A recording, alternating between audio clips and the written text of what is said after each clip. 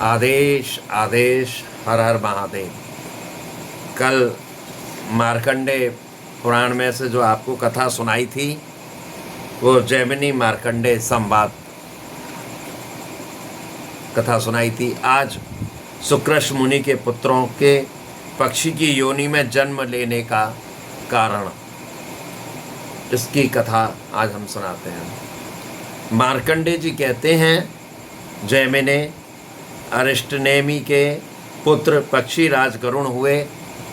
गरुण के पुत्र संपाति के नाम से विख्यात हुए। संपाति का पुत्र शूरवीर सुपार्श था और सुपार्श का पुत्र कुंभी और कुंभी का पुत्र प्रलोलूप हुआ। उसके भी दो पुत्र हुए, उनमें एक का नाम कंडक और दूसरे का नाम कंधार था। कंधर तक्षी नाम की कन्या हुई, जो पूर्व जन्म में श्रेष्ठ अप्सरा वासु थी और दुर्वासा मुनि के शापाग्नि से दग्ध हो पक्षिणी के रूप में प्रकट हुई। मंदपाल पक्षी के पुत्र द्रोण ने कंधार की अनुमति से उस कन्या के साथ विवाह किया। कुछ काल के अंतर तक्षी गर्भवती हुई। उसका गर्भ अभी 3.5 महीने का ही था कि वह कुरुक्षेत्र में गई और वहाँ कौरवों और पांडवों में बड़ा भयंकर युद्ध छिड़ गया। भवितवाश्वस वह पक्षिणी उस युद्ध क्षेत्र में प्रवेश कर गई। उसने देखा भगदत्त और अर्जुन में युद्ध हो रहा है। सारा आकाश टिड्डियों की भांति बाणों से खचाखच भर गया था। इतने में ही अर्जुन ने धनुष से छूटा हुआ एक बाण बड़े वेग से उसके समीप आया और उसके पेट में घुस गया। पेट फट जाने से चंद्रमा के समान श्वेत रंग वाले 4 अंडे पृथ्वी पर गिरे, किंतु उसकी आयु शेष थी, अतः वे फूट न सके, बल्कि पृथ्वी पर ऐसे गिरे मानो रुई के ढेर पर पड़े हों। उन अंडों के गिरते ही भगदत्त के सुप्रतीक नामक गजराज की पीठ से एक बहुत बड़ा घंटा भी टूटकर गिरा, जिसका बंधन बाणों के आघात से कट गया था। यद्यपि वह अंडों के साथ ही गिरा था, तथापि उन्हें चारों ओर से ढकता हुआ गिरा और धरती में थोड़ा सा धस भी गया। युद्ध समाप्त होने पर जहां घंटे के नीचे अंडे पड़े थे, उस स्थान पर शमीक नाम के एक संयमी महात्मा आए। उन्होंने वहां चिड़ियों के बच्चों की आवाज़ सुनी। यद्यपि उन सबको परम विज्ञान प्राप्त था, तथापि निरे बच्चे होने के कारण भी अभी वे स्पष्ट वाक्य नहीं बोल सकते थे। उन बच्चों की आवाज़ से शिष्यों सहित महर्षि शमीक को बड़ा विस्मय हुआ और उन्होंने घंटे को उखाड़कर उसके भीतर पड़े हुए उन माता पिता और पंख से रहित पक्षी शावों को देखा।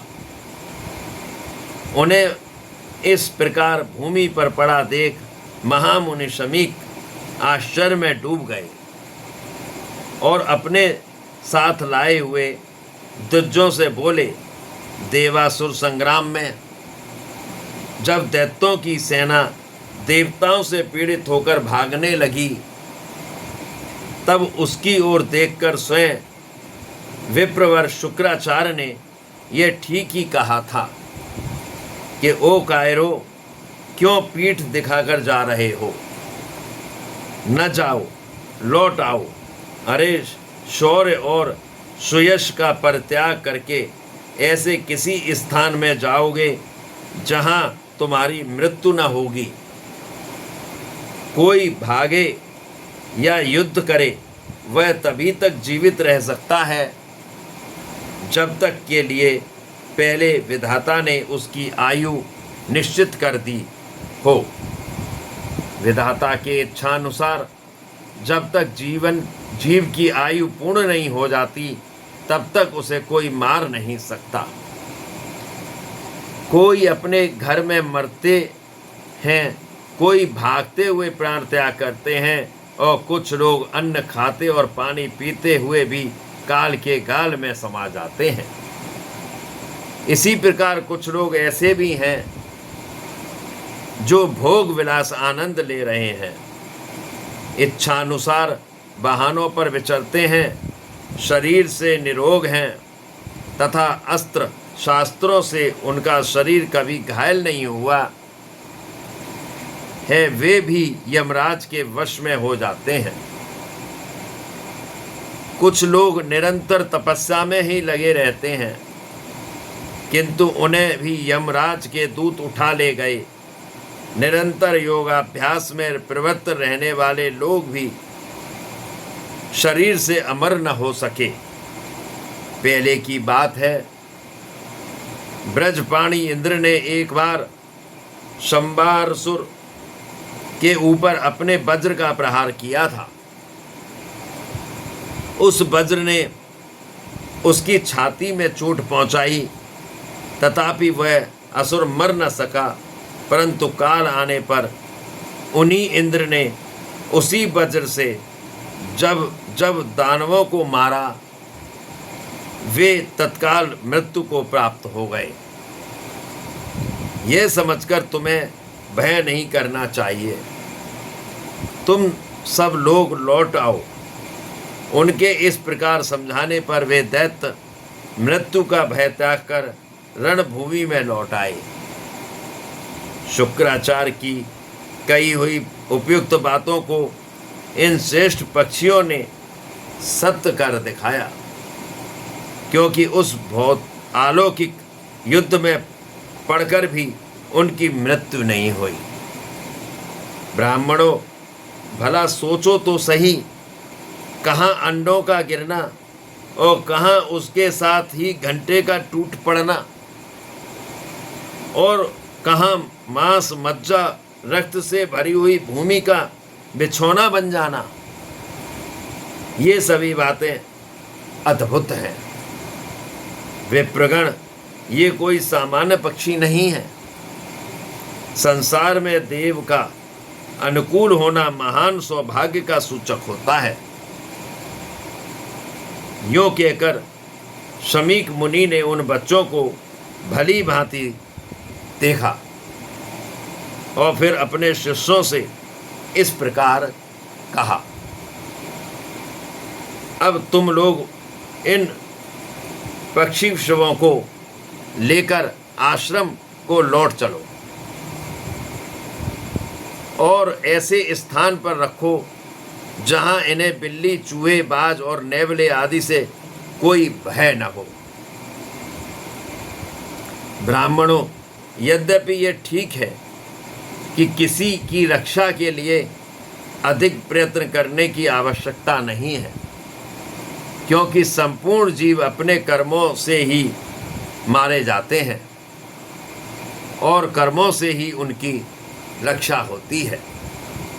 ठीक इसी प्रकार जैसे इस समय पक्षी श्वक इस युद्ध भूमि में बच गए। यद्यपि सब मनुष्यों को सभी कार्यों के लिए यत्न अवश्य करना चाहिए, क्योंकि जो पुरुषार्थ करता है वह असफल होने पर भी सत्पुरुषों की निंदा का पात्र नहीं होता। मुनिवर, शमीक के इस प्रकार कहने पर वे मुनि कुमार उन पक्षियों को लेकर अपने आश्रम को चले गए। भांति भांति के वृक्षों की शाखाओं पर बैठे हुए भौरे फलों का रस ले रहे थे और अनेक तपस्वियों के रहने की से जहाँ की रमणीयता बहुत बढ़ गई थी। विप्रवर जैमिने मुनि श्रेष्ठ शमीक प्रतिदिन अन्न और जल देकर तथा सब प्रकार से रक्षा की व्यवस्था करके उन बच्चों का पालन पोषण करने लगे। एक ही महीना बीतने पर वे पक्षियों के बच्चे आकाश में इतने ऊंचे उड़ गए जितने पर सूर्य के रथ के आने जाने का मार्ग है। उस समय आश्रमवासी मुनि कुमार कौतूहल भरे निश्चल नेत्र से उन्हें देख रहे थे। उन पक्षी शावकों ने नगर, समुद्र और बड़ी बड़ी नदियों सहित पृथ्वी को वहाँ से रथ के पहिए के बराबर देखा और फिर आश्रम पर लौट आए। तिर्यक योनि में उत्पन्न हुए वे महात्मा पक्षी अधिक उड़ने के कारण परिश्रम से थक गए थे। एक दिन महर्षि शमीक अपने शिष्यों पर कृपा करने के लिए उन्हें धर्म के तत्व का उपदेश कर रहे थे। उस समय वहाँ महर्षि के प्रभाव से उन पक्षियों के अंतःकरण में स्थित ज्ञान प्रकट हो गया। फिर तो उन सब ने महर्षि की परिक्रमा की और उनके चरणों में मस्तक झुकाया। तत्पश्चात वे बोले, मुनि, आपने भयानक मृत्यु से हमारा उद्धार किया है। आपने हमें रहने के लिए स्थान और भोजन जल प्रदान किया है। आप ही हमारे पिता और गुरु हैं। हम लोग जब गर्भ में थे तभी माता की मृत्यु हो गई थी। पिता ने हमारी रक्षा नहीं की। आपने ही पधार कर हमें जीवन दान दिया और शैव अवस्था में हम लोगों की रक्षा की। हम कीड़ों की तरह सूख रहे थे। आपने हाथी के घंटे को उठाकर हमारे संकट का निवारण किया। अब हम बड़े हो गए, हमें ज्ञान भी हो गया, अतः आज्ञा दीजिए, हम आपकी क्या सेवा करें। महर्षि शमीक अपने पुत्र संगी ऋषि तथा समस्त शिष्यों से घिरे हुए बैठे थे। उन्होंने जब उन पक्षी शावकों की यह शुद्ध संस्कृतमयी वाणी सुनी तब उन्हें बड़ा कौतूहल हुआ। उनके शरीर में रोमांच आ गया। उन्होंने पूछा, बच्चों, तुम लोग ठीक ठीक बताओ, तुम्हें किस कारण से ऐसी वाणी प्राप्त हुई है। पक्षियों का रूप और मनुष्य सी वाणी प्राप्त होने का क्या रहस्य है। तो पक्षी बोलते हैं, मुनिवर, प्राचीन काल में विपुलस्वान नामक एक श्रेष्ठ मुनि रहते थे, जिनके 2 पुत्र थे, सुक्रश और तंबुरु। सुक्रश अपने चित्त को वश में रखने वाले महात्मा थे। उन्हीं से हम 4 पुत्रों का जन्म हुआ। हम सब लोग विनय, सदाचार एवं भक्तिवश सदा विनती भाव से रहते थे। पिताजी सदा तपस्या में संलग्न रहते थे और इंद्रियों को काबू में रखते थे। उस समय उन्हें जब जिस वस्तु की अभिलाषा होती थी, हम उसे उनकी सेवा में प्रस्तुत करते थे। एक दिन की बात है, देवराज इंद्र पक्षी का रूप धारण करके यहाँ आए। उनका शरीर बहुत बड़ा था, पंख टूट गए थे। बुढ़ापे में उन पर अधिकार जमा लिया था। उनकी आंखें कुछ कुछ लाल सी हो रही थीं। और सारा शरीर शिथिल जान पड़ता था। वे सत्य, शौच और क्षमा का पालन करने वाले अत्यंत उदारचित महात्मा मुनिश्रेष्ठ सुकृष की परीक्षा लेने आए थे। उनका आगमन ही हमारे लिए शाप का कारण बन गया। पक्षी रूपी धारी इंद्र ने कहा, विप्रवर, मुझे बड़े जोर की भूख सता रही है, मेरी रक्षा कीजिए। महाभाग, मैं भोजन की इच्छा से यहाँ आया हूँ। आप मेरे लिए अनुपम सहारा बने। मैं विंध्याचल पर्वत के शिखर पर रहता हूँ। वहाँ से किसी प्रबल पक्षी के पंख से प्रकट हुई अत्यंत वेग युक्त वायु के झोंके खाकर पृथ्वी पर गिर पड़ा और मूर्छित हो गया। 1 सप्ताह तक मुझे होश नहीं आया। 8वें दिन मेरी चेतना लौटी और चेतन होने पर मैं भूख से व्याकुल हो गया हूँ और भोजन इच्छा से आपकी शरण में आया हूँ। इस समय मुझे तनिक सा भी चैन नहीं है। मेरे मन में बड़ी व्यथा हो रही है। विमल बुद्धि वाले महर्षि, अब आप मेरी रक्षा के लिए भोजन दीजिए, जिससे मेरी जीवन यात्रा चालू रहे। ये सुनकर महर्षि ने उन पक्षी रूपधारी इंद्र से कहा, मैं तुम्हारे प्राणों की रक्षा के लिए तुम्हें यथेष्ट भोजन दूंगा। यूं कहकर दुर्जश्रेष्ठ सुकृष्ण ने पुनः उनसे पूछा, मुझे तुम्हारे लिए कैसे आहार की व्यवस्था करनी चाहिए? उन्होंने कहा, मुने, मनुष्य के मांस से मुझे विशेष तृप्ति होती है। ऋषि ने कहा, अरे, कहाँ मनुष्य का मांस और कहाँ तुम्हारी वृद्धावस्था जान पड़ता है।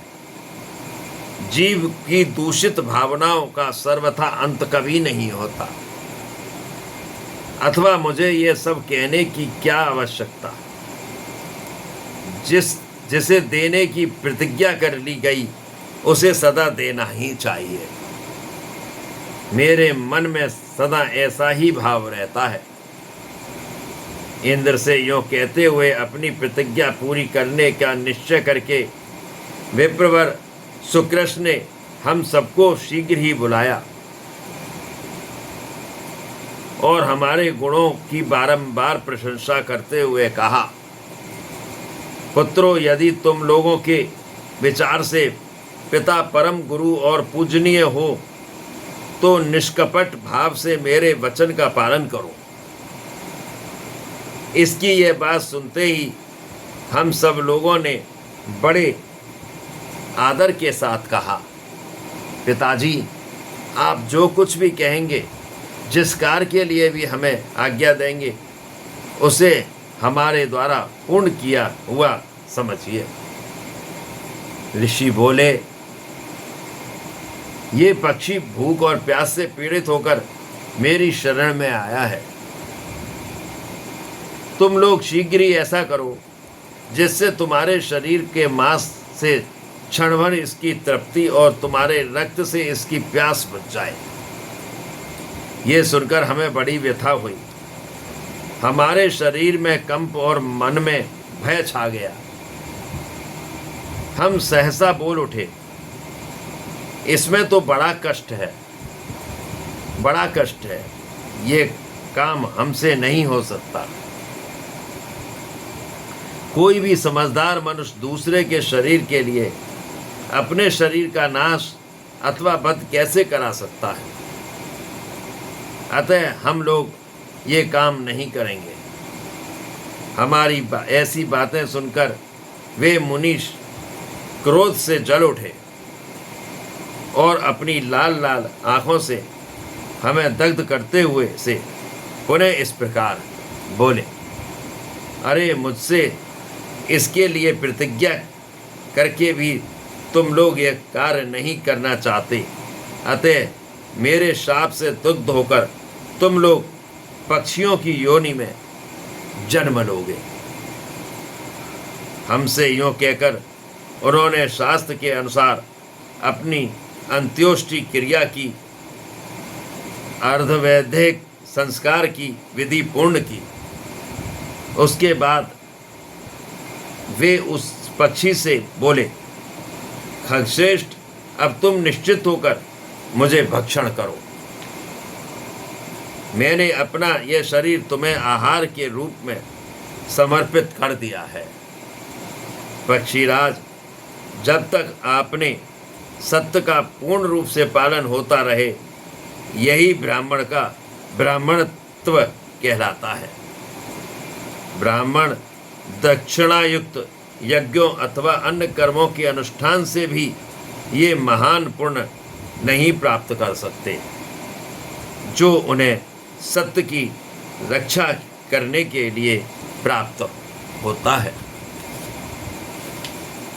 महर्षि का ये वचन सुनकर पक्षी रूपधारी इंद्र के मन में बड़ा विस्मय हुआ। वे अपनी देव रूप में प्रकट होकर बोले, विप्रवर, मैंने आपकी परीक्षा के लिए यह अपराध किया है। शुद्ध बुद्धि वाले महर्षि, आप इसके लिए मुझे क्षमा कर दें। बताइए आपकी क्या इच्छा है जिसे मैं पूर्ण करूं। अपने सत्य वचन पालन करने के से अपने प्रति मेरा बड़ा प्रेम हो गया है। आज से आपके हृदय में इंद्र संबंधी ज्ञान प्रकट होगा। अब आपकी तपस्या और धर्म में कोई विघ्न नहीं उपस्थित करेगा। यूं कहकर जब इंद्र चले गए, तब हम लोगों ने क्रोध में भरे हुए महामुनि पिताजी के चरणों में मस्तक रखकर प्रणाम किया और इस प्रकार कहा, तात, हम मृत्यु से डर रहे थे। महामते, आप हम तीनों के अपराधों को क्षमा कर दें। हम लोगों को जीवन बहुत ही प्रिय है।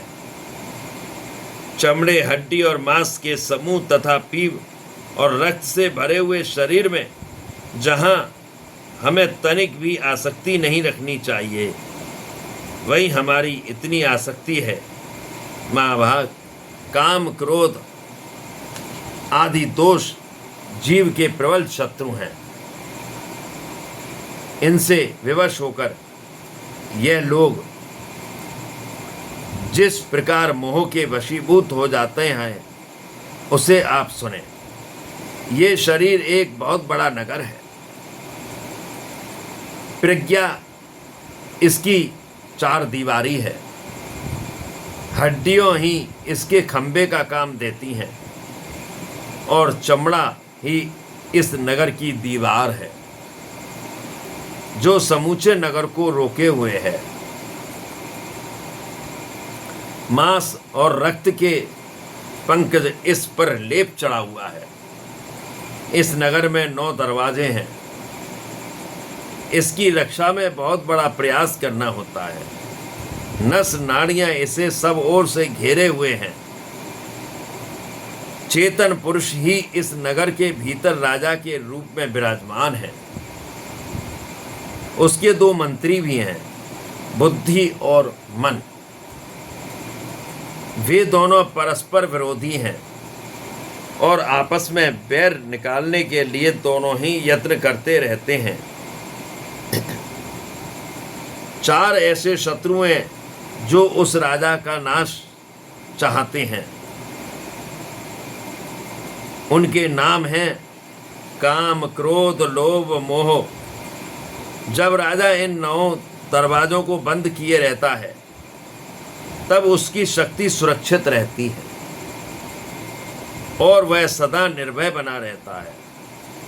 वह सबके प्रति अनुराग रखता है, अतः शत्रु उसका पराभव नहीं कर पाते। परंतु जब वह नगर के सब दरवाजों को खुला छोड़ देता है, उस समय राग नामक शत्रु नेत्र आदि द्वारों पर आक्रमण करता है। वह सर्वत्र व्याप्त रहने वाला बहुत विशाल और 5 दरवाजों से नगर में प्रवेश करने वाला है। उसके पीछे पीछे 3 और भयंकर शत्रु इस नगर में घुस जाते हैं। 5 इंद्रिय नामक द्वारों से शरीर के भीतर प्रवेश करके राग, मन और अन्याय इंद्रियों के साथ संबंध जोड़ लेता है। इस प्रकार इंद्रिय और मन को वश में करके वह दुर्दश हो जाता है और समस्त दरवाजों को काबू में करके चहर दीवारी को नष्ट कर देता है। मन के राग के अधीन हुआ देख बुद्धि तत्काल नष्ट हो जाती है, पलायन कर जाती है। तब मंत्री साथ नहीं देते, तब अन्य पूर्ववासी भी उसे छोड़ देते हैं। फिर शत्रुओं को उसके छिद्र का ज्ञान हो जाने पर राजा उसके द्वारा नाश को प्राप्त हो जाता है। इस प्रकार राग, मोह, लोभ तथा क्रोध ये दुरात्मा शत्रु मनुष्य की स्मरण शक्ति का नाश करने वाले हैं।